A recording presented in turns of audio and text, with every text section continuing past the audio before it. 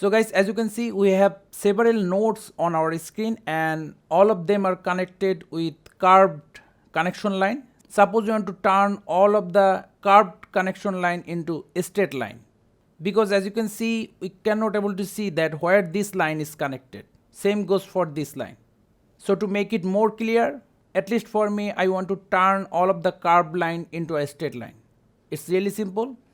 Go to edit, then preference, then the theme, then node editor, expand it, scroll down, noodle curving. Now it's 6, reduce it to 1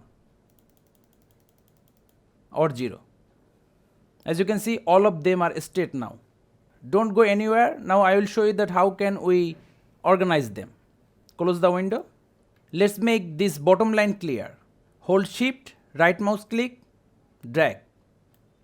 Hold shift, right mouse click, drag. Now select the first point. Hold shift, select the second point. Now click on G to move it down. And if you want to move back to curve, same process.